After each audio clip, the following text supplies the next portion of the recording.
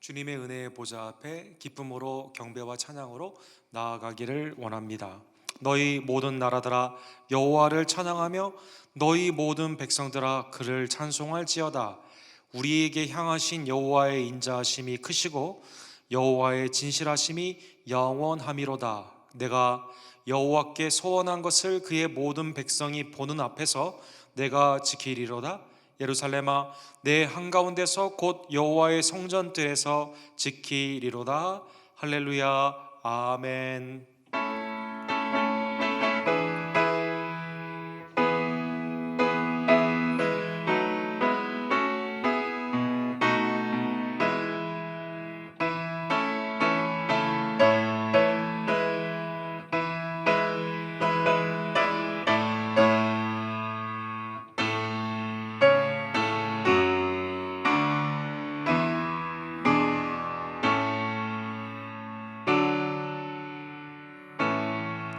거룩하시고 자비로우신 하나님 아버지, 독생자 예수 그리스도를 통해 하나님의 놀라우신 자녀의 권세를 허락하여 주시고 영생의 아름다운 은혜를 사모하며 부활의 능력 가운데 살게 하시는 놀라운 은총에 진심으로 감사를 드립니다. 오늘도 거룩하신 하나님 앞에 우리의 죄사함의 은혜가 그리스도로 말미암아 왔음을 기뻐하며 성령의 인도하심 가운데 하나님 앞에 기쁨과 감사함으로 예배하기를 원하오니 하나님 신령과 진정의 아름다운 예배로 우리를 인도하여 주시옵시고 세상의 근심 걱정과 불안을 뒤로하며 오직 부활하신 예수 그리스도의 은혜의 평강을 가지고 주님 앞에 나아가는 하나님의 아름다운 종들이 될 수 있도록 주님 역사하여 주시옵소서.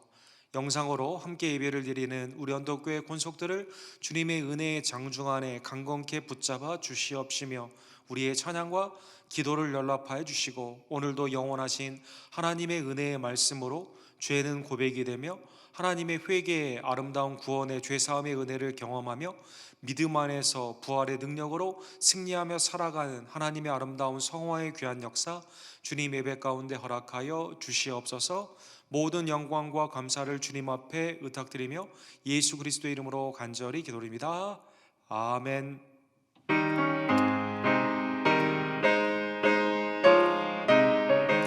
찬송가 67장 영광의 왕께 다 경배하며 그 크신 사랑 늘 찬송하라. 옛부터 영원히 전방되시니 그 영광의 주를 다 찬송하라. 능력과 은혜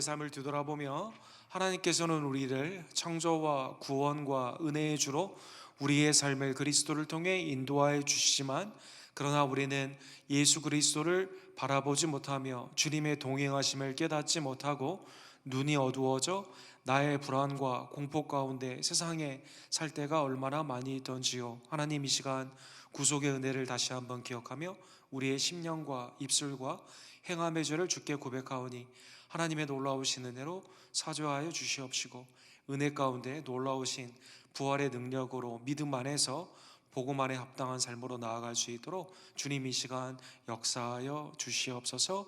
이 시간 우리의 죄를 주께 고백합시다.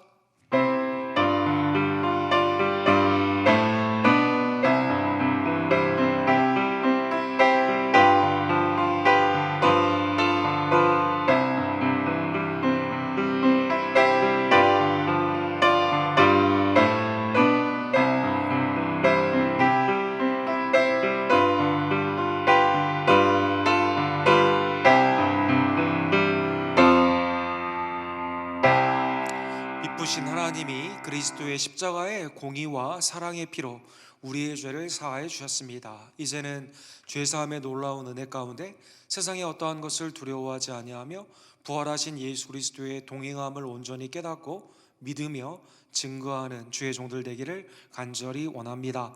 이 시간 우리의 신앙을 사도신경으로 주께 고백합시다. 전능하사 천지를 만드신 하나님 아버지를 내가 믿사오며 그 외아들 우리 주 예수 그리스도를 믿사오니 이는 성령으로 잉태하사 동정녀 마리아에게 나으시고 본디오 빌라도에게 고난을 받으사 십자가에 못 박혀 죽으시고 장사한 지 사흘 만에 죽은 자 가운데서 다시 살아나시며 하늘에 오르사 전능하신 하나님 우편에 앉아 계시다가 주로로서 산자와 죽은 자를 심판하러 오시리라. 성령을 믿사오며 거룩한 공회와 성도가 서로 교통하는 것과 죄를 사하여 주시는 것과 몸이 다시 사는 것과 영원히 사는 것을 믿사옵나이다. 아멘.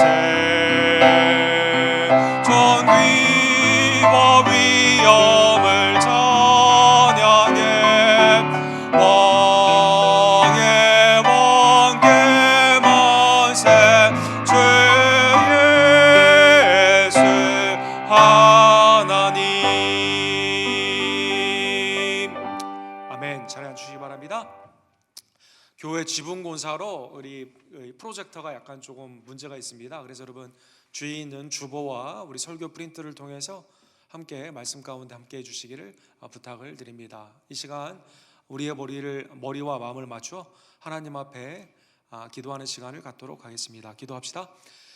사랑과 자비가 풍성하신 하나님 아버지, 오늘도 하나님의 은혜 앞에 믿음으로 나와 주님 앞에 부활의 소망과 능력을 가지고 나를 위해 죽으시고 부활하신 예수 그리스도를 높여드리며 성령의 아름다운 임재 가운데 주님의 택하심과 구속하심과 은혜의 아름다운 동행하심을 찬양하는 귀한 예배의 시간으로 우리를 불러주심에 진심으로 감사를 드립니다. 이제는 천국의 자녀, 부활의 자녀로 어떠한 세상의 어려움과 고통 가운데서도 믿음으로 승리하는 하나님의 귀한 아들, 딸이 되었사온데, 하나님 이 시간 우리 예배가 하나님 앞에 신령과 진정으로 온전한 믿음으로 드려지는 복된 예배가 될 수 있도록 주여 역사하여 주시옵소서.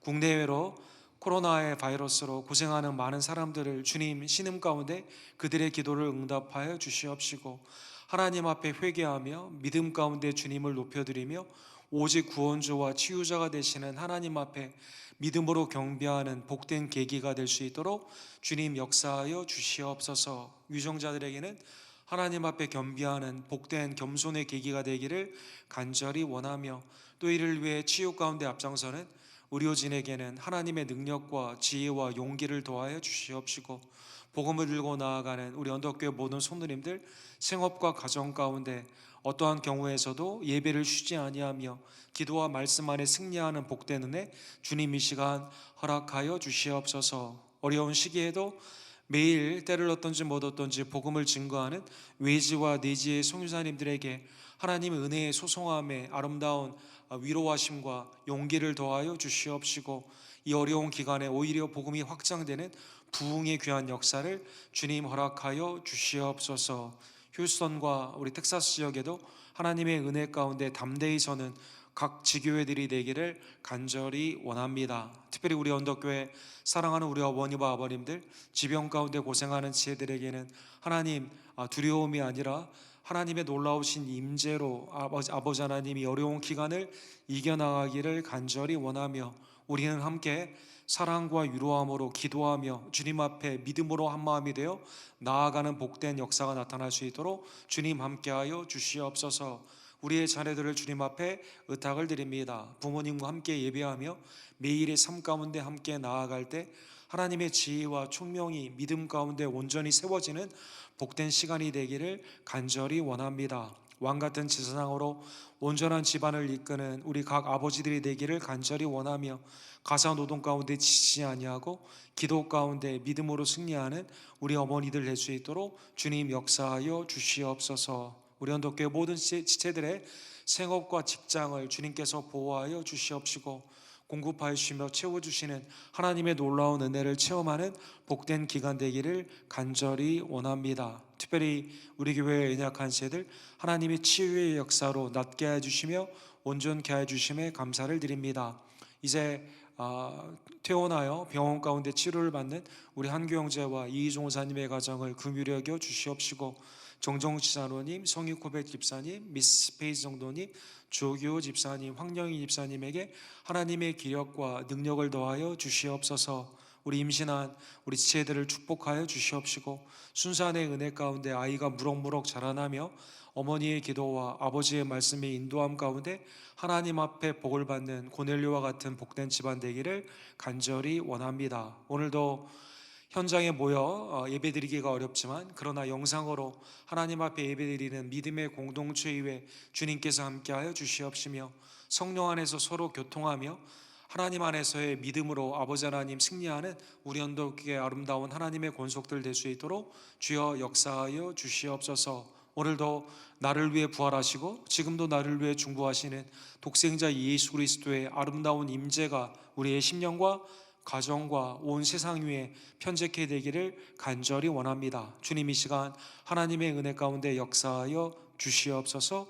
우리의 예배가 주님 앞에 온전함으로 드려지기를 간절히 원하며, 우리의 경배와 찬양을 받게 합당하신 우리를 위해 죽으시고 부활하신, 그리고 우리를 위해 기도하시며 다시 오실 예수 그리스도의 이름으로 간절히 기도드립니다. 아멘.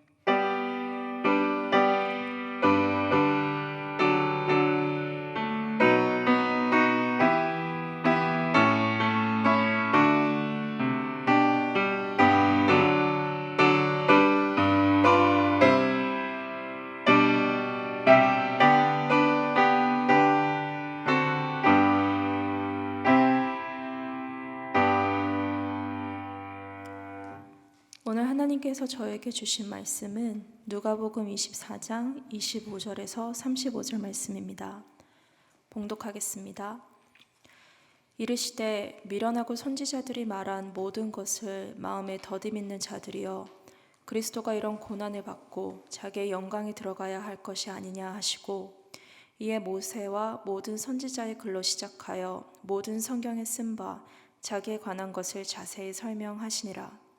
그들이 가는 마을에 가까이 가매 예수는 더 가려 하는 것 같이 하시니, 그들이 강권하여 이르되 우리와 함께 유하사이다. 때가 저물어 가고 날이 이미 기울었나이다 하니, 이에 그들과 함께 유하러 들어가시니라. 그들과 함께 음식 잡수실 때에 떡을 가지사 축사하시고 떼어 그들에게 주시니, 그들의 눈이 밝아져 그인 줄 알아보더니 예수는 그들에게 보이지 아니하시는지라. 그들이 서로 말하되 길에서 우리에게 말씀하시고 우리에게 성경을 풀어주실 때에 우리 속에서 마음이 뜨겁지 아니하더냐 하고 곧 그때로 일어나 예루살렘에 돌아가 보니 열한 제자 및 그들과 함께 한 자들이 모여 있어 말하기를 주께서 과연 살아나시고 시몬에게 보이셨다 하는지라. 두 사람도 길에서 된 일과 예수께서 떡을 떼심으로 자기들에게 알려주신 것을 말하더라. 아멘. 하나님이 주신 말씀을 통해서 우리와 함께 계시는 동행하시는 예수 그리스도의 놀라운 임재를 우리의 눈이 띄어지는 그러한 영안으로 바라보는 시간 되기를 간절히 원합니다. 한국에서는 4월 15일 날 국회의원 선거가 있었습니다. 그런데 지금까지 우리나라의 역사의 최초로 우리 한 분이 비례대표로 국회의원이 되셨는데 앞을 보지 못하는 그러한 맹인이신 우리 김혜지, 우리 피아니스트로 굉장히 유명하시죠. 미국의 위스콘신에서 오랫동안 활동을 하시다가 한국에서도 이렇게 굉장히 유명하신 분인데 이분이 이제 국회의원이 되어 등원을 하게 되었습니다. 이분의 안내견의 이름이 조이인데 그동안에 본회의장에 동물이 들어간 경우는 없는데 이 안내견이 함께 이렇게 등원을 하게 된다고 합니다. 이분의 포부는 한국에 있는 많은 시각장애자들 그리고 많은 장애인들을 위해서 조금 더 좋은 정책들이 많이 입안될 수 있도록 노력하겠다라는 포부로 이렇게 시작을 하게 된 것입니다. 우리 WHO, 우리 세계보건기구죠. 유엔 산하의 세계보건기구 아래 국제실명예방기구라는 IAPB라는 그러한 단체가 있습니다. 유엔에 그리고 세계보건기구 안에서 세계의 많은 사람들이 앞을 보지 못하는데 이 실명의 위기에 있는 사람들에게는 이걸 치료를 해주고 특별히 그 어린아이들이 실명하는 경우가 굉장히 세계에 많이 있는데 이러한 아이들을 고쳐주는 그러한 일들을 이 기구가 하고 있습니다. 여러분 잘 아시는 것처럼 우리나라에서도 실명 인구들이 굉장히 많이 있죠. 그래서 우리나라 같은 경우는 인구 150명 중에 1명 정도가 시각의 장애를 입고 있는 장애의 등급을 갖고 있다고 합니다. WHO의 그 통계를 보게 되면 세계 전체에서는 200명에 1명이 맹인이고 전체 세계 인구의 3분의 1이 눈의 부분적인 그러니까 그 안경이나 컨택 렌즈를 쓴다던가 그 다음에 도움을 받아야 되는 시각에 약간의 장애를 가지고 있는 사람들이라고 합니다. 그래서 2020년 올해의 캠페인으로 우리 어린아이들이 이러한 치료를 받지 못해 실명하는 경우는 최소한 막자라는 의미에서 비전 2020, 그 말 그대로 어떠한 그 기업의 사명이나 이런 게 아니라 눈의 시각을 보여주기 위한 아이들을 위한 캠페인을 지금 이렇게 하고 있는 것입니다. 천주교가 우리나라에 들어온 지 200주년이 되었던 1983년도에 여러분 기억나실지 모르겠지만 우리 천주교에서 이 개안 수술, 눈에 그 수술을 받지 못해 보지 못하는 많은 사람들에게 그리스도의 빛을 주자라는 운동을 통해서 많은 사람들의 눈을 개안 수술을 무료로 하게 되었는데 이때 1664명이 이렇게 그 글라코마, 녹내장이나 아니면 그 백내장의 무료 수술을 통해서 캐tarakt 수술을 통해서 앞을 잘 볼 수 있는 그 희망의 빛을 그때 받게 되었다고 합니다.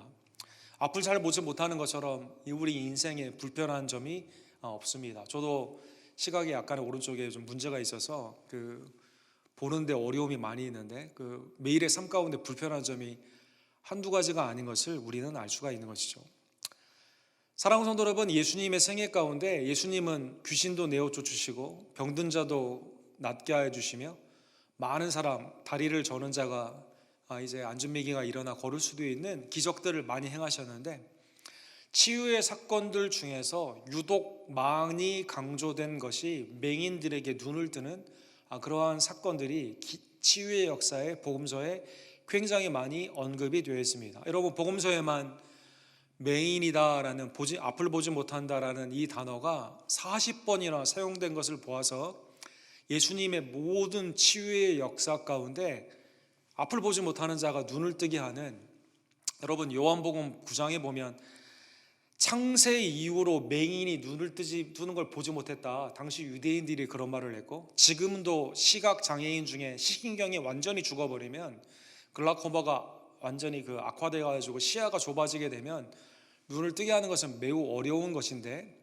당시뿐만 아니라 지금도 앞을 보지 못하는 자가, 눈을 완전히 앞을 보지 못하는 자가 보게 되는 이 사건은 하나님만이 하실 수 있는 사역임을 예수님이 보여주기 위해서 시각 장애자들이 눈을 뜨는 사건이 굉장히 많이 언급이 되어 있는 것입니다.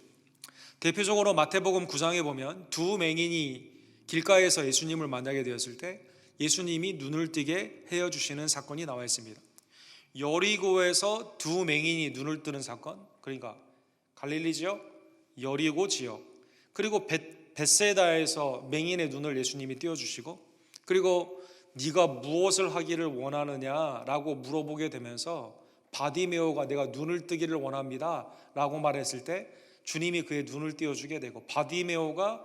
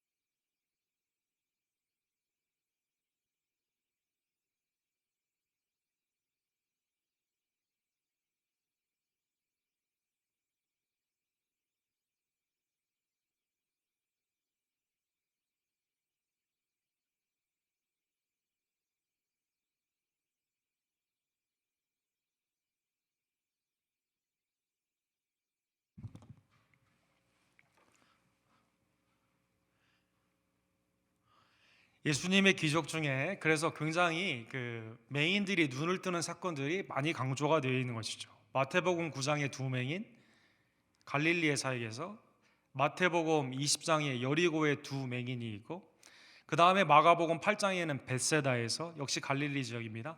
마가복음 10장에는 바디메오 같은 경우가 가장 특이한 경우인데, 주님이 맹인인 바디메오에게 물어봐요. 너는 나에게 무엇을 받기를 원하냐? 무엇을 해주기를 원하냐? 너는 뭘 원하냐? 라고 물어보게 되었을 때 주님, 눈을 뜨기를 원합니다. 보기를 원합니다. 라고 했을 때 주님이 눈을 띄워주게 됩니다. 바디메오가 앞을 못 보다가 눈을 처음에 뜨게 되었을 때 첫 번째 본 거는 자기를 치유하신 예수님이겠죠. 그리고 마가복음 10장에 보면 예루살렘으로 가는 그 길이었는데 그 길을 바디메오가 쫓아가게 됩니다. 그래서 그전에는 너희는 어디 가서 내가 고쳤다고 말하지 말라, 예수님이 그런 언급도 하신 경우도 있고, 또 예수님을 맹인들이 쫓았다라는 그 언급이 없는데, 바디메오 같은 경우는 예수님을 쫓아 예루살렘으로 가게 됩니다. 요한복음 9장에 보면 역시 날 때부터 이거 부모님의 죄입니까? 이 사람의 죄입니까?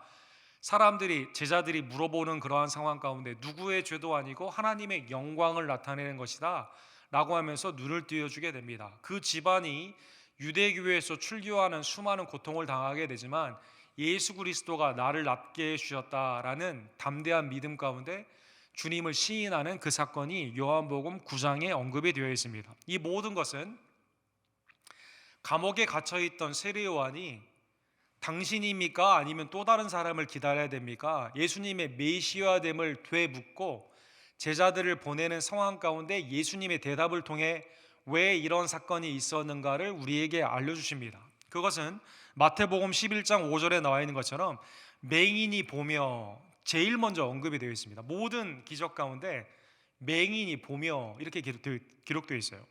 못 걷는 사람이 걸으며 나병 환자가 깨끗함을 받으며 못 듣는 자가 들으며 죽은 자가 살아나며 가난한 자에게 복음이 전파된다 하라. 구약에 나타나 있는 메시아의 사건들, 이것은 하나님이 아니면 고칠 수 없는 사건이고 당시의 유대인들이 창세 이후에 눈을 맹인이 뜨는 경우가 없는데 하나님이 아니면 할 수 없는 그 사건임을 예수님이 이렇게 보여주는 대표적인 치유의 사건 가운데, 특별히 맹인이 눈을 뜨는 사건은 매우 중요한 예수님의 그러한 치유의 사역이었던 것입니다.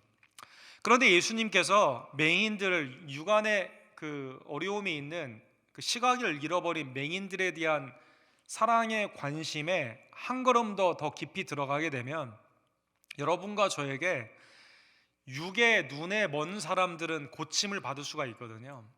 하나님께서 자비와 긍휼 가운데 주님께서 우리의 눈을 띄워주시기는 놀라운 은혜를 허락하여 주시는데, 영적으로 내가 앞을 보지 못한다고 하는, 스스로 영적으로 본다라고 하는 교만에 있었던 바리새인이나 대제사장과 같은 영적인 앞을 보지 못하는 맹인이 더 위험하다라는 것입니다.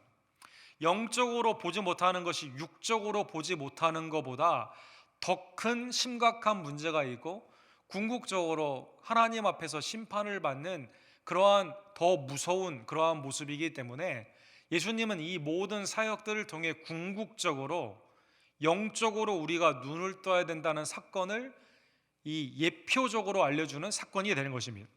예를 들면 예수님은 영적인 맹인을 더 심각하게 다루고 있습니다. 마태복음 15장 14절에 보면 예수님께서는 바리새인들에게 이렇게 말씀하십니다. 그냥 두라, 그들은 맹인이 되어 맹인을 인도하는 자로다. 만일 맹인이 맹인을 인도하면 둘이 다 구덩이에 빠지리라 하니라. 요한복음 9장 41절에 보면 날 때부터 소경된 자를 예수님이 눈을 뜨게 되었는데, 그거는 기뻐하지 않고 창세 이후에 하나님 외에는 이런 거를 할 수 없다라고 하면 이 일을 행하는 예수님을 하나님으로 섬기며 경배해야 되는데, 예수님을 잡아 죽이기 위해서 오히려 계략을 꾸미는 그러한 자들에 대해서 예수님은 이렇게 말씀하십니다. 너희가 맹인이 되었더라면 죄가 없으려니와 본다고 하니 너희 죄가 그대로 있느니라. 그래서 예수님이 이 땅에 오신 이유가 보지 못하는 자들은 보게 하는 거거든요. 그런데 보는 자들은 오히려 맹인이 되게 되는 영안의 문제를 예수님은 다루게 하기 위해서 맹인들을 고쳐주시는 사건을 행하게 된 것입니다. 자, 사랑하는 성도 여러분, 오늘 본문은 우리가 부활절에 매우 익숙한 사건이 됩니다. 예수님은 이미 여인들에게 부활하신 후에 증인들로 여인들에게 나타나셨고, 이미 제자들에게 나타나신 후에 엠마오로 가는 한 사람의 이름의 실명은 글로바라고 했고, 한 사람의 이름은 언급이 되어 있지 않는데, 엠마오로 가고 있었던 이 제자들, 엠마오라는 뜻은 웜스프링, 온천이라는 뜻이거든요. 그래서 매우 유명한, 지금도 그곳에 이렇게 아름다운 동네가 이렇게 있고 예수님의 그러한 기념하는 그러한 곳들이 이렇게 있는데, 여기로 가고 있었던 이 제자들에게 예수님이 동행을 하는 그 사건이 오늘 본문의 주제가 됩니다. 이 두 제자가 예루살렘에서 엠마오로 가는 그 상황을 보게 되면 매우 슬픔 가운데 낙심되어 있었다라고 나와 있습니다. 사실 예수님이 부활하셨다는 그 가르침을 받았고 여인들과 제자들의 증인이 있었음에도 불구하고 자기의 생각의 테두리, 사회의 관념 가운데 묻혀있는 상황 가운데 우리는 이제 끝났다, 예수님이 죽었기 때문에 우리도 끝나게 된다라는 그러한 슬픔 가운데 내가 생각했던 예수님의 기대치, 예수님이 죽음으로 십자가에서 비참하게, 당시에 로마의 그 흉악한 사람들이 죽는 십자가에서 죽는 그러한 상황 가운데 이 모든 우리의 소망은 끝났다라는 생각으로 예루살렘에서, 아마 예루살렘의 요한복음의 20장에 나와 있는 것처럼 유대인이 두려워 갇혀 있었던 많은 제자들이 있었던 것처럼 이들도 낙심하여 핍박을 피하기 위해 이제 아마 엠마오로 가고 있었던 것 같습니다. 15절과 16절에 보면 이들이 서로 이야기하며 문의했다라고 나와 있는데, 원어에 보게 되면 함께 얘기하는 이 장면이 토의했다, 논쟁했다라고 되어 있습니다. 둘이 지금 막 논쟁을 하고 있는 거예요. 주님이 어떻게 하다 이렇게 죽었냐, 우리는 앞으로 어떻게 할 것인가, 여러 가지 것들 논쟁을 하며 가고 있었는데, 예수님께서 가까이 이르러 그들과 동행하시나, 자, 오늘 본문에 눈에 대한 본문에 언급이 몇 번 나와 있는데, 첫 번째 언급이 어떻게 되냐면 그들의 눈이 가리어져서 그인 줄 알아보지 못하거늘. 지금 가고 있는데 어떤 사람이 왔어요. 그래서 같이 쭉 가고 있습니다.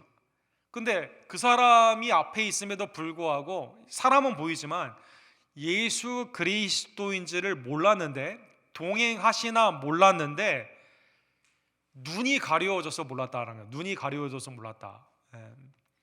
그래서 우리가 가끔 내가 지금 내 몸에 있음에도 불구하고 깨닫지 못하는 경우가 많이 있죠. 내 키가 어디 있지? 라고 했는데 호주머니에 있는다던가, 또 황당한 경우는 누구랑 전화하다가 잠깐 내 전화기가 어디 있는지 모르겠어 라고 한다던가, 막 깜빡하면 이거 뭐 말도 안 되는, 내가 왜 이러지라는 생각을 할 때가 굉장히 많이 있잖아요. 같이 있는데 내가 모르는 그런 경우가 있고, 누가 왔는데도 불구하고 그 사람 어디 있냐고 하는 경우도 있고. 이 본문에 육안이 보이지 않는다는 뜻이 아니라 이게 지금 누구인지를 알지 못하게 되는 내가 지금 실질적인 팩트를 내가 받아들이지 못하는 그러한 장면이, 눈이 가려워져서, 육안이 아니라 영안이 가려워져서 보지 못했다는 것입니다. 예수님은 3년 반의 공생애 동안에 부활에 대해 많이 가르쳤거든요. 약속했거든요. 죽으시고 3일 만에 부활하신다라는 복음서에만 6번이나 언급이 되어 있지 않습니까? 또 빈 무덤이 있었고 천사들이 예수 그리스도가 여기에 계시지 않고 부활했다, 여인들에게 증인으로 그대로 예수님이 말씀해 주셨고, 막달라 마리아나 여러 여인들이, 그리고 시몬과 요한도 거기에 빈 무덤을 확인했거든요. 그리고 예수님이 이미 제자들에게 나타나셨음에도 불구하고 이 엠마오로 가는 두 제자는, 그게 지금 실질적인 사건인데 이게 내 생각이나 내 통념 가운데는 믿어지지 않기 때문에 부활하신 예수님이 옆에 앞에 있어도, 육안으로 보여도 이분이 그분인가라는 것을 모르고 있었다는 것입니다. 사랑하는 성도 여러분, 요한복음 21장 4절에 보면 갈릴리로 다시 나는 다시 어부가 되어야겠다, 베드로를 통해서 7명의 제자들이 가지 않습니까? 이때 예수님이 바닷가에 서셨지만 제자들이 예수님일 줄을 알지 못했다. 부활하신 예수님의 사건이 있었음에도 불구하고 또다시 갈릴리로 사람 낚는 어부로 돼야 되는데 다시 물고기 잡는 어부로 가고 있는 상황 가운데서 예수님이 그 앞에 나타났지만 믿어지지가 않는 거예요. 예수님인지 생각이 되지 않는다는 것입니다. 히브리서 11장 3절에 보면, 그래서 육안으로는 모든 게 한계가 있습니다. 육안으로는 하나님의 창조도 믿을 수가 없고, 육안으로는 예수 그리스도의 부활도 믿을 수가 없고, 육안으로는 하나님이 앞으로 심판하심이 열게 되는 새하늘과 새 땅도 바라볼 수가 없다는 것입니다. 그래서 이것은 오직 믿음으로만 가능하다. 믿음으로만 가능하다. 믿음으로 모든 세계가 하나님의 말씀으로 지어진 줄 우리가 아나니 보이는 것은 나타난 것으로 말미암아 된 것이 아니니라. 믿음으로 주님이, 우리가 창조의 첫째 날, 둘째 날, 셋째 날, 넷째 날, 또 아담과 하와를 창조했던 여섯째 날, 그래서 인간의 창조까지 쭉 나아가는 그 사건 가운데 현장에 우리가 있었다 하더라도 믿음이 아니고서는 하나님이 하신 일인 줄을 알지 못한다는 것입니다. 그래서 예수님을 보지 못했던, 믿음이 없는 육안으로 사는 삶 가운데는 예수 그리스도의 부활하심이 팩트, 사실이다 하더라도 믿어지지가 않는다는 것입니다. 그러나 오늘 본문에 보면 이 상황에서 예수님이 계속 동행을 하시며, 이 자식들 나를 알아보지도 못하고, 그래서 예수님이 낙심해서 간 게 아니라 제자들과 함께 쭉 같이 걸어가십니다. 그리고 이렇게 묻습니다. 너희가 길 가면서 서로 주고받고 하는 이야기가 무엇이냐 라고 하니까 두 사람이 슬픈 빛을 띠고 머물러 섭니다. 그리고 예수님께 대답을 합니다. 19절에 보면 예수님은 하나님의 보내심을 받은 선지자라고 우리가 생각했는데 대제사장과 악한 사람들이 십자가에서 예수님을 죽였습니다. 우리는 그 사람이 예수 그리스도가 속량자인 줄 알았습니다. 그렇게 말을 한 거예요. 그리고 예수님은 죽은 지 3일이나 되었습니다 라고 말하게 된 것입니다. 자, 그러면 여기에 보면 제자들에게 있어서 이 글로바와 또한 제자의 믿음의 그 범위를 알 수가 있죠. 예수님을 선지자로 보았다는 것입니다. 사랑하는 성도 여러분, 예수님의 아까 말씀드린 맹인을 눈을 뜨게 하는 사건이나 병든 자를 고치거나 귀신을 내어쫓고 죽은 자를 살리는 이 모든 사건은 하나님의 아들 되심을 나타내는 사건이죠. 그래서 여러분, 신약에 보면 예수님이 누구인가 마태복음 16장에 주는 그리스도시요 살아계신 하나님의 아들이다 이렇게 말씀하지 않습니까? 또 요한복음 20장에 보면 도마에게 나타났을 때 나의 하나님 나의 주 이렇게 말하거든요. 하나님 되심, 예수님의 하나님 되심을 보여주는 그러한 사건인데, 이 두 사람에게 있어서 예수님은 아직도 선지자에 머물고 있는 것이죠. 예수님은 그 신명기에 나와 있는 것처럼 나무에 달린 자마다 저주를 받았다고 그랬고, 로마의 십자가는 흉악한 죄인들을 죽는 건데 너무 억울하게 대제사장과 악한 사람들로 말미암아 죽었다는 것이죠. 그는 우리를 위해 구속하는 속량주, 이스라엘의 속량주로 알았다는 것입니다. 두 제자가 생각했던 이스라엘의 속량주는 결국 무엇이에요?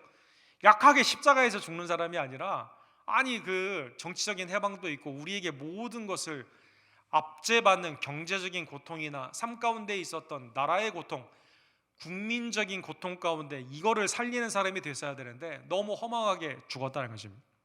사랑하는 성도 여러분, 이 두 사람에게 예수님은 누구인가 신앙에 이것저것 얘기는 많이 했는데 뭐가 지금 빠져 있어요? 예수님의 부활하심, 예수님의 하나님 되시는 그 믿음의 가장 중요한 에센셜한 요소가 빠져 있다는 것입니다. 요즘 우리가 코로나 바이러스 때문에 에센셜한 게 뭐냐 도대체, 그래서 대통령부터 각 주지사가 우리는 이 산업들이 가장 중요한 본질적인 필수 산업이니까 이건 오픈하지만 나머지는 닫을 수 있다. 요즘 많이 깨닫게 되잖아요. 거기에 해당되게 되면 이 코로나 때도 열 수가 있지만 안 되면 닫아야 되잖아요. 자, 예수님의 모든 사역 가운데 가장 에센셜한 게 뭐냐? 십자가의 죽으심과 부활을 통한 우리의 구세주로서의 하나님의 아들의 가장 큰 두 기둥. 근데 그 중에 십자가까지는 알고 있는데 부활이 없다는 거죠. 부활.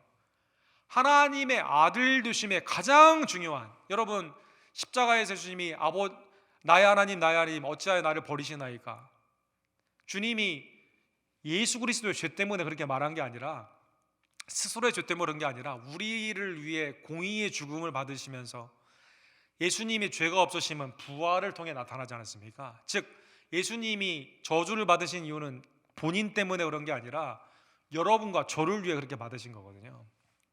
그래서 오늘 본문에 제자들의 이 신앙의 범주에 가장 중요한 요소가 빠져 있다는 것이죠.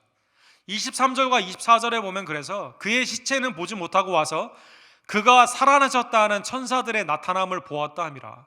또 우리가 함께 한 자 중에 두어 사람이 무덤에 가 과연 여자들이 말한 바와 같음을 보았으나 예수는 보지 못하였느니라 하거늘. 자, 본문에 보면 시체를 보지 못하고 살아나심 가운데 천사의 증언이 있었고 여인들의 증언이 있었고 제자들의 증언이 있었지만 오늘 본문의 24절의 결론은 뭐냐?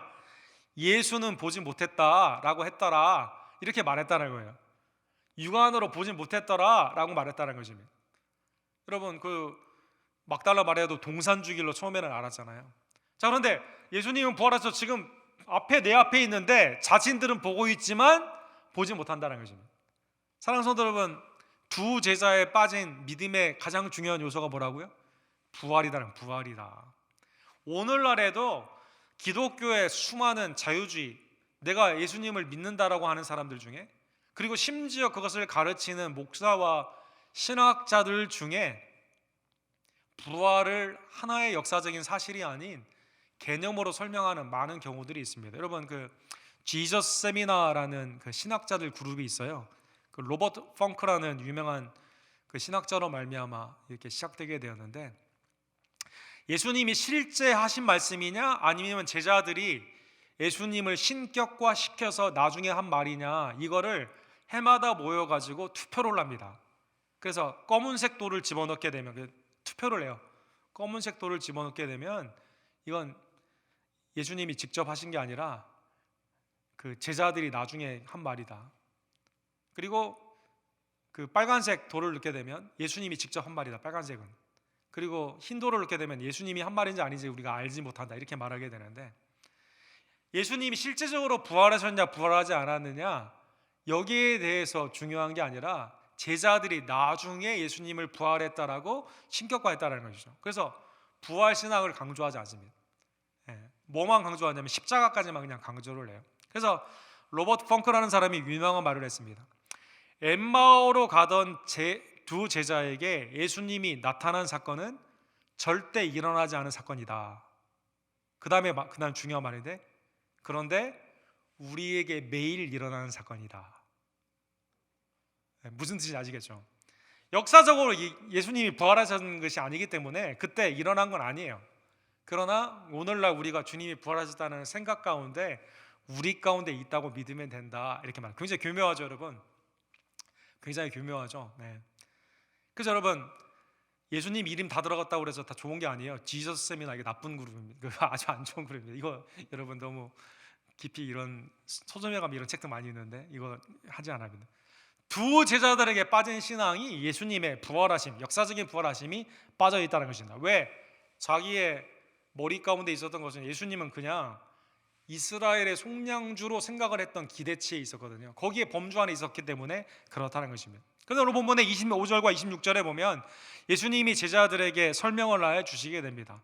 이르시되 미련하고 선지자들이 말한 모든 것을 마음에 더듬이는 자들이여, 그리스도가 이런 고난을 받고 자기의 영광에 들어가야 할 것이 아니냐 하시고, 본문에 보면 부활하신 예수님을 못 믿은 이유가 뭐냐면 말씀 가운데 예수님의 사역을 연결을 시키지 못한 거예요. 아니, 맹인이 눈을 뜨는 사건을 보면 구약에 있는 건 메시아의 사역이거든요. 구약에 있는 메시아의 사건은 신명기나 이사야나 선지서에 나와 있는 거 보면 우리를 위해 고난 받으시고 그리고 다시 사시는 분이거든요. 고난과 자기의 영광, 부활 가운데 있는 말씀이거든요. 하나님의 말씀을 많이 내가 안다 했지만 예수님과 그것을 결부시키지 못했다라는 것입니다. 예수님도 살아계실 때 그 공생의 기간 동안에 이것을 굉장히 많이 언급하셨습니다. 요한복음 5장 39절에 보면 당시에 말씀을 많이 연구했던 서기관들과 바리새인들에게 이렇게 말씀하세요. 너희가 성경에서 영생을 얻는 줄 생각하고 성경을 상고하거니와 이 성경이 곧 내게 대하여 증거하는 것이로다. 성경에 하나님의 영생의 말씀이 있음을 깨닫고 이거를 굉장히 많이 상고했다, 리서치했다라고 되어 있는데, 그런데 이것을 예수님과 결부를 시키지 못했다는 것이죠. 누가복음 16장에 보면 이제 거지 나사로가 죽어 아브라함의 품에 이렇게 있게 되고 부자는 자색 옷을 입고 있다가 이제 그 지옥불에 가지 않습니까? 이때 이 형제들에 대해서, 살아있는 형제들에 대해서 걱정이 됐던 것 같아요. 그래서 이 부자가 나사로 거기에 보내가지고 나처럼 여기에 오지 않도록 해달라고 이렇게 말을 합니다. 근데 이때 이 비유에 예수님이 이렇게 말씀하세요. 그들에게는 모세와 선지자들의 말이 있다는 것입니다. 만일 죽은 자에게서 저희에게 가는 자가 있으면 회개하리다, 이렇게 말을 했는데 예수님은 오히려 이렇게 말씀하십니다. 가로되 모세와 선지자들에게 듣지 아니하면 비록 죽은 자 가운데서 살아나는 자가 있을지라도 고난을 받지 아니하리라. 시편과 선지자와 모세의 모든 글, 구약에 있는 모든 내용이 누구에 관한 말씀이냐? 구약에 왜 하나님이 재물이 죽음으로 내가 다시 산다는 그 제사법을 주었습니까? 예표하는 게 메시아 예수님이라는 것입니다. 아브라함이 이삭을 드렸는데 왜 하나님이 예비된 양이 대신 죽음으로 이삭이 죽지 않고 다시 살게 됩니까? 그게 예수 그리스도라는 것입니다. 구약에 있었던 모든 하나님에 대한 모든 예배의 근원의 모든 예배의 말씀이 제사를 통해 드려지게 되는데, 희생을 통해 드려지게 되는데, 이 모든 것이 예수 그리스도의 고난, 메시아의 죽음과 그리고 무죄하신 예수 그리스도가 다시 사는 부활에 대한 말씀이다라는 것입니다. 그리고 오늘 본문에 보면 27절에 예수 그리스도께서 이 모든 말씀을 연결시켜서 이 말이 나에 대한 말이다 말씀하여 주시게 되는 거죠. 이에 모세와 모든 선지자들의 글로 시작하여 모든 성경에 쓴 바 자기에 관한 것을 자세히 설명하시니라. 44절에 보면 예루살렘의 제자들에게도 이렇게 말씀하십니다. 또 이르되 내가 너희와 함께 있을 때 너희가 말한 바 곧 모세의 율법과 선지자의 글과 시편의 날을 가리켜 기록된 모든 것이 이루어져야 하리라 한 말이 이것이니라 하시고, 모든 구약의 말씀이 누구와 연결이 된다고요? 예수 그리스도에 대한 말씀이고 그를 믿음으로 말미암아 우리가 구원을 얻게 되는 것입니다. 사랑하는 성도 여러분, 오늘 본문에 이때까지 눈이 가려져 있던 제자들이 예수님이 말씀을 풀어주시고 설명을 하게 되었을 때 31절에 보면 눈이 밝아졌다 이렇게 나와 있어요. 눈이 밝아졌다. 육안으로 같이 있었는데 말씀으로 예수님과 믿음으로 결부가 되게 되었을 때 비로소 눈이 밝아졌다는 것입니다. 32절에 보면 제자들이 이렇게 말해요. 우리에게 길에서 우리에게 말씀하시고 우리에게 성경을 풀어주실 때 우리 속에서 마음이 뜨겁지 아니하더냐. 말씀을 받을 때 육안이 아니라 영안이 열리게 됩니다. 내 마음이 뜨거워졌다는 것입니다. 슬픔과 낙심이 아니라 이제는 예루살렘으로 돌아가 내가 복음을 증거하겠다, 부활의 증인으로 살아야겠다라는 마음의 열정으로 그들이 뜨겁게 되었는데, 이게 뭘로? 예수님이 말씀을 설명해 주셨을 때, 말씀으로 예수 그리스도와 믿음으로 결부시키는 사건을 통해 일어나게 된 것입니다. 사랑하는 성도 여러분, 이 20세기에 가장 영향을 미친 많은 그 사람들이 있는데 그 중에 꼭 언급이 되는 사람 중에 토마스 쿤이라는 분이 계십니다.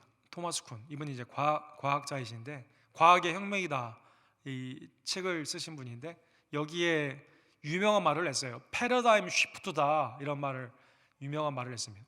패러다임의 변화, 패러다임 쉬프트. 예. 전에 있었던 나의 모든 사고와 나의 모든 생각의 그 시스템이 완전히 뒤바뀌게 된다는 것이죠. 뒤바뀌게 된다. 인간에게 있어서 죽음은 끝이라는 생각이었어요. 그러나 부활하신 예수 그리스도를 말씀 가운데 만나게 되었을 때 우리의 생각이 하나님이 무에서 유를 창조하신 것처럼 죽은 자가 그게 끝이 아니라 우리를 부활시킨다는 그 놀라운 역사가 무엇을 통해? 말씀을 통해, 그리고 말씀의 실질적인 증거를 통해 완전히 우리의 패러다임이 바뀌게 된 겁니다. 예. 토마스 콘이 패러다임 시프트에 예를 든 것 중에 하나가, 전에는 지구를 중심으로 태양이 돈다고 생각했는데 그게 아니라 실질적으로는 태양을 중심으로 지구가 돌잖아요. 자, 그러면 이게 두 개의 사실이 아니라 처음에는 내가 잘못 생각한 거거든요. 근데 나중에는 이게 알고 보니까 이렇게 된 겁니다. 갈릴리오 이전에는 다 그렇게 생각했어요. 사람들이 이게 맞는 거라 생각했어요. 그러니까 실질적으로는 이거였다는 것입니다. 마찬가지로 죽음으로 끝나는 거는 다 맞는 걸로 우리가 생각했어요. 그러나 그리스도를 통해 부활, 생명의 역사를 통해 생각이 완전히 바뀌게 되었다는 것이죠. 그래서 여러분 나중에 이제 여러분 카카오로 파워포인트를 받아보시게 되면 1996년에 이분이 돌아가셨는데 타임즈에 이분의 그 사진을 되게 특이하게 이렇게 해놨습니다. 패러다임 시프트. 네, 사진 한번 보여주시면, 저 여러분 뒤에 저 한번 화면 한번 보시면 저렇게 화면에 냈어요. 패러다임 시프트. 그게 우리가 보는 게 육안이 다 아닌 거예요. 우리가 생각하는 세고가 다 아닌 겁니다, 여러분. 내 생각에는 죽으면 끝이에요. 세상의 모든 게 다 끝이었다는 것이죠. 그러니까 그게 아니라 실질적인 것은 우리의 생명은 죽음이 끝이 아니라 부활하신 예수 그리스도, 믿는 자에게는 영원한 생명이 있음을 예수님이 말씀하여 주게 된 것입니다. 그래서 오늘 본문의 34절과 44절에 보면 다시 그들에게 예루살렘으로 돌아가 증언을 하게 됩니다. 가보니까 우리만 경험한 게 아니에요. 시몬도 예수님을 봤다 이렇게 말한 겁니다. 시몬도. 사랑하는 성도 여러분, 부활하신 예수님은 엠마오로 가는 두 제자만 나타난 게 아닙니다. 예수 그리스도는 부활하시고 여인들에게 나타나셨습니다. 제자들에게 나타나셨습니다. 성도들에게 나타나여 주신 겁니다. 고린도전서 15장에 보면 바울 사도께서 500여 형제에게 일시에 나타나셨다 이렇게 말씀하여 주시게 되죠. 대다수는 살아있고 어떤 사람은 잠든, 예수님의 부활은 역사적인 그러한 사실로, 예수 그리스도의 부활은 한 사람이나 몇 명의 증인이 아니라 40일 동안의 수많은 증인들로 나타나게 된 것입니다. 이 부활하신 예수님을 말씀 가운데 믿고 실질적으로 예수 그리스도를 따르게 되었을 때 낙심이 아니라 뜨거운 마음, 열려진 영안으로 믿음으로 승리하게 된 겁니다. 자, 오늘 본문의 말씀을 통해 예수님이 엠마오로 가던 제자들에게 그냥 부활을 믿지 않고 죽음이 끝이라고 낙심하여 가던 자에게 예수님이 나타나신 이 은혜를 생각하며 성경에 나타나신 우리의 하나님의 노는 역사가 나를 찾아오시며 지금도 나와 동행하시는 놀라운 은혜에 감사하는 여러분과 제가 되기를 간절히 원합니다. 사랑하는 성도 여러분, 아담이 죄를 범했을 때 창세기 3장 9절에 보면 하나님이 먼저 나타나 아담 내가 어디 있느냐 이렇게 불러주시게 됩니다. 사랑하는 성도 여러분, 창세기 4장 9절에 보면 가인이 아벨을 죽였을 때 가인에게 하나님이 나타나 너의 아우 아벨이 어디 있느냐 이렇게 묻습니다. 사랑하는 성도 여러분, 다메섹 선상으로 예수 그리스도를 믿는 자를 죽이기 위해 가던 이 사울에게 예수님이 나타나 묻습니다. 사울아 사울아 내가 어찌하여 나를 박해하느냐. 슬픔과 불안 가운데 죽음이 끝이라고 생각하고 있는, 지금도 그런 공포 가운데 살아가고 있는 이 세상에 죄인인 나에게 주님이 직접 찾아와 주시고 죽으시고 부활하신 주님께서 이게 끝이 아니라 나에게는 영생이 있음을 깨닫게 해주시는 말씀으로 우리에게 다가오신 예수 그리스도께 감사하는 여러분과 제가 되기를 간절히 원합니다. 그리고 오직 믿음으로 예수 그리스도를 부활하신 예수님을 믿으며 동행하는 것을 다시 한번 깨달으며 말씀을 헛되이 받는 것이 아니라 하나님의 온전한 말씀, 그리스도에 대한 말씀이고 믿음 가운데 주님을 온전히 바라보는 주의 종들 되기를 간절히 원합니다. 히브리서 4장에 보면 첫 번째 세대가 왜 가나안 땅에 들어가지 못했느냐, 약속의 땅에. 그리고 이스라엘 백성들이 계속해서 왜 하나님의 안식을 누리지 못했느냐, 이유를 말씀하여 주시죠. 히브리서 4장 2절에 보면 이렇게 되어 있습니다. 그들과 같이 우리도 복음 전함을 받은 자이나 들은 바 그 말씀이 그들에게 유익하지 못한 것은, 들었거든요. 계속 듣는 자가 믿음과 결부시키지 아니함이라. 그냥 육안으로만 산 거예요. 먹고 마시는 것에 매달려 있었던 겁니다. 보이는 우상을 쫓아갔던 겁니다. 하나님이 우리에게 주신 복음의 말씀을 믿음 가운데 결부시키지 못했기 때문에 안식에 들어가지 못했다는 것입니다. 고린도전서 15장 2절에 보면 너희가 만일 내가 전한 그 말을 굳게 지키고 헛되이 믿지 아니하면 그로 말미암아 구원을 받으리라. 그 말을 굳게 지키고 헛되이 믿지 아니하면 그로 말미암아 구원을 받으리라. 사랑하는 성도 여러분, 오늘날 복음이 우리에게 들려주고 나에게 주신 말씀이 하나님의 풍성한 은혜임을 성경은 읽기 말하고 또 주위에 있는 영적으로 경험하는 많은 사람들이 증언하고 있지만 왜 내가 그걸 경험하지 못합니까? 지금 하늘에서 장대비가 내리고 있는데 왜 그 비가 나에게 음료수나 나에게 식혀지는 물로 오지 않습니까?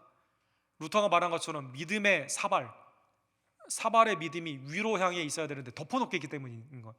육안으로 사는 그러한 삶 가운데는 사랑하는 성도 여러분, 부활하신 예수 그리스도가 곁에 있음에도 눈이 가려져 보지 못했던 엠마오 대자들처럼 혹시 나는 그러한 삶으로 있지 않는가, 이 시간 뒤돌아보며 나를 위해 죽으시고 부활하신 예수 그리스도를 말씀 가운데 온전히 믿으시고 실제로 부활하신 예수님이 지금도 우리를 위해 중보하시며 지금도 우리를 위해 이끄시는 놀라운 은혜가 오늘날 성령의 영감인 말씀으로 내게 역사함을 다시 한번 깨달으며 그리스도와 말씀을 결부시키며 믿음 가운데 온전히 주님과 동행하는 여러분과 제가 되기를, 우리의 닫혀진 눈이 열려지고 차가워진 마음이 뜨거워지는 이 부활의 놀라우신 은혜의 역사가 나타나는 우리 언덕교회 모든 성도들 되기를 주님의 이름으로 간절히 축원합니다. 우리 기도합시다. 사랑과 자비가 풍성하신 하나님 아버지, 하나님께서는 우리를 구원하시는 놀라운 은혜를 십자가와 부활의 능력으로 지금도 역사하고 계시지만 우리는 힘의 유력을 아직도 경험하지 못할 때가 얼마나 많이 있던지요. 혹시 우리가 보이는 대로 우리 육안으로 육신의 정욕과 안목의 정욕과 이생의 자랑으로 살아가고 있지는 않은지요. 이 시간 나를 위해 죽으시고 부활하신 예수 그리스도를 말씀과 결부시키며 믿음으로 바라봄으로 말미암아 실제로 부활하신 예수 그리스도의 아름다운 동행하심을 깨닫고 그 힘의 위력을 가지고 살아가는 주의 백성들 될 수 있도록 주여 역사하여 주시옵소서. 우리 사랑하는 언덕교회 모든 손님들 어떠한 경우에도 낙심하지 않고 슬퍼하지 아니하며 부활하신 예수 그리스도를 믿음의 눈으로 바라보로 말미암아 소망 가운데 승리하고 하나님의 놀라운 은혜 가운데 복음의 증인으로 담대히 살아가는 마음이 뜨거워지며 눈이 열려진 하나님의 백성들 될 수 있도록 주님 역사하여 주시옵소서. 예수 그리스도의 이름으로 간절히 기도드립니다. 아멘. 주신 말씀 기억하시면서 545장 우리 함께 전해드립시다.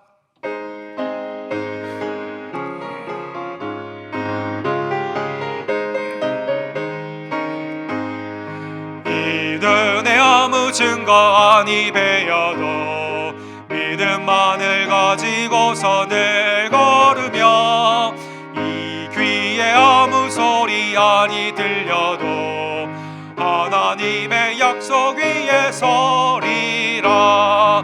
걸어가세 믿음 위에 서서 나가세 의심 버리고 걸어가세 믿음 위에 서서 눈과 귀에 아무 증거 없어도 이 눈에 보기에는 어떠하든지 이미 얻은 증거대로 늘 믿으며 이 맘에 의심 없이 살아갈 때에 우리 소원 주 안에서 이루리. 걸어가세 믿음 위에 서서 나가세 의심 버리고 걸어가세 믿음 위에 서서 눈과 귀에 아무 증거 없어도 주님의 거룩함을 두고 맹세한 주 하나님 아버지는 참 미쁘다. 그 귀한 모든 약속 믿는 자에게 능치 못할 무슨 일이 있을까. 걸어가세 믿음 위에 서서 나가세 의심 버리고 걸어가세 믿음 위에 서서 눈과 귀에 아무 증거 없어도. 하나님의 은혜의 말씀, 약속의 말씀, 영생의 말씀 위에 굳건히 서는 나의 신앙, 우리의 가정, 또 우리 언덕교회 모든 권속들의 믿음 되기를 간절히 원합니다. 이 시간 하나님의 은혜를 기억하며 감사로 드리는 우리의 예물을 하나님 이 시간 연락하여 주시옵소서. 기도하시고 준비한 예물을 하나님께 드립시다.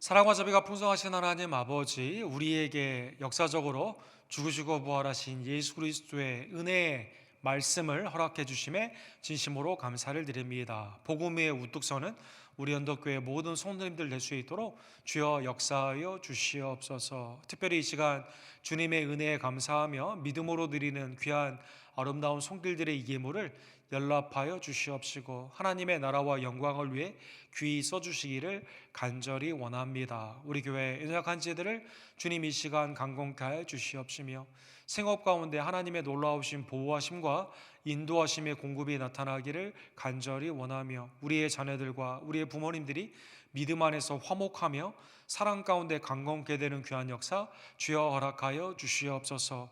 하나님이 이 모든 코로나 바이러스의 사태가 주님의 개입하시지 없으면 끝나지 않는 것임을 다시 한번 깨달으며 하나님의 전능하심과 치유하심이 회개하며 믿음 가운데 강구하는 우리의 심령과 이 땅 위에 교회들 위에 나타나기를 간절히 원합니다. 속히 예배가 공동체의 현장의 예배로 회복이 되며 우리의 믿음은 더욱더 강건케 되고 어떠한 경우에서도 실망하지 아니하며 사랑과 선행 가운데 우리의 교제가 회복이 되는 귀한 역사 주님 허락하여 주시옵소서. 귀한 일 가운데 신음하는 이 세상에 고통받는 자들에게 사랑과 복음으로 우리가 가까이 가기를 간절히 원하며 하나님의 복음이 확산이 되는 복된 부흥의 계기가 되기를 간절히 원합니다. 우리 교회 임신한 지혜들을 주님 축복하여 주시옵소서. 생업 가운데 주님의 앞길을 바라며 기도하는 자들에게는 주님의 생명의 길을 열어주시고 온전케 하여 주시옵소서. 마음 가운데 근심으로 주님 앞에 탄식 가운데 기도하는 모든 지혜들의 마음을 기쁨과 감사함과 능력으로 이 시간 바꾸어 주시기를 간절히 원합니다. 이 시간 주님을 사랑하며 믿음 가운데 드리는 예물을 연락하여 주시옵시고 하나님의 은혜의 장중 안에 우리의 심령과 가정과 생업을 주님께서 보호하여 주시며 친히 인도하여 주시옵소서. 지금도 살아 역사하시며 우리를 위해 죽으시고 부활하신 우리를 위해 중보하시는 예수 그리스도의 이름으로 간절히 기도드립니다. 아멘.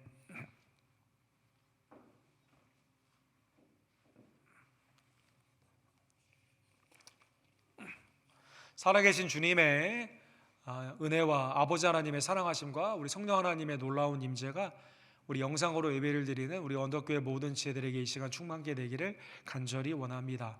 새벽기도회가 시편 17편에서 21편으로 진행이 됩니다. 어디에 계시든지 우리 새벽제단에 힘써주시기를 부탁을 드립니다. 코로나 지금 사태로 현장 예배가 아직도 회복이 되지 못하는 가운데 있는데 온라인으로나마 여러분 함께 예배에 참여해 주시기를 원하고 또 순장님들을 통해서 함께 그 순회 교제 가운데도 다른 형태이지만 힘써 주시기를 부탁을 드립니다. 오늘 오후 2시에 우리 순장 훈련 우리 훈련이 있는데 줌 비디오 앱을 통해서 진행을 하거든요. 누구나 다 참여할 수 있습니다. 여러분 카카오로 참여하기를 원하시는 분은 우리 김환희 성도님에게 알려주시면 앱 다운로드를 받으셔서 거기에 번호를 입력하시면 참여하실 수 있습니다. 매 주일 오후 2시에 있는데 여러분 많은 참여를 부탁을 드립니다. 우리 신방을 원하시는 분은 저에게 알려주시면 우리 참여하도록 하겠습니다. 지난주에 우리 노인회관에서 우리 함께 노인회관 예배를 함께 드리게 되었는데 아주 매우 기쁨의 시간이었습니다. 여러분 예배가 현장 예배가 필요하거나 또 신방이 필요하신 분들은 언제든지 말씀해 주시기를 부탁을 드립니다. 교회를 사랑하시며 우리 준비한 예물은 각 순장님이나 우편을 통해서 보내주시기를 부탁을 드립니다. 다른 광고들은 우리 주보를 참조해 주십시오. 교회에 그 지붕공사가 진행이 되면서 이 프로젝트가 오늘 되지 않았는데 아마 온라인으로는 아마 별 문제가 없을 것 같습니다. 예배를 드리는 분들 교회 역시 회복을 위해서 기도해 주시고 교회 성도님들 잠깐 그 소식 중에 알려드린 것은 우리 안정자 권사님께서 따님 방문을 위해서 LA에 한 3개월 정도 출타를 하시게 되었습니다. 그래서 안정자 권사님 위해서 기도해 주시기를 바랍니다. 또 하나는 우리 그 서머나의 우리 민서자매님이 아이를 잉태케 하게 되었습니다. 하나님의 은혜 가운데 순산할 수 있도록 우리 아라자매님과 더불어 함께 기도해 주시기를 부탁을 드립니다. 우리 다 같이 일어서셔서 우리 마지막 찬양 겸손히 주를 섬길 때 괴로운 일이 많으나 우리 함께 사용드리고 축도로 예배를 마칩시다.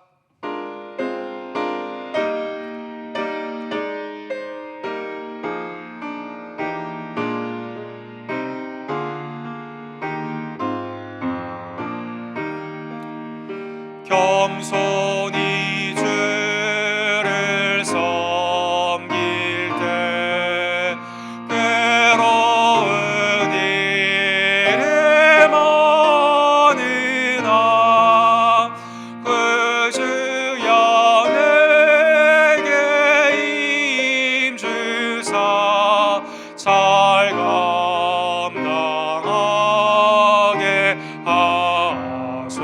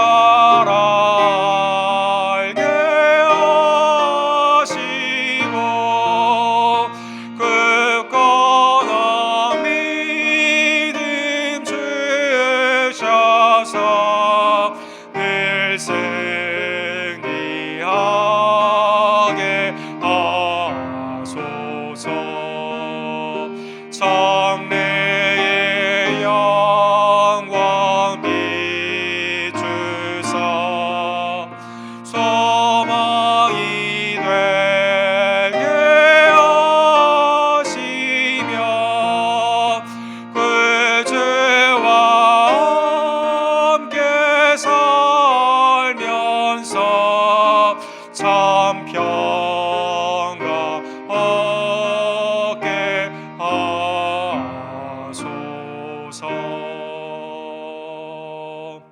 지금은 죄와 사망의 패러다임에 갇혀있던 우리를 위해 죽으시고 부활하시사 부활의 패러다임으로 살게 하시는 우리의 구원주 예수 그리스도의 은혜와 아버지 하나님의 극진하신 사랑하심과 성령 하나님의 감동 감화하심이 매일의 말씀을 그리스도와 결부시키며 믿음 가운데 승리하기를 간절히 원하는 사랑하는 언덕교회 성도님들 매일매일의 삶과 가정과 자녀들과 부모님 각 가정 위에 지금부터 영원토록 함께 있을지어다. 아멘.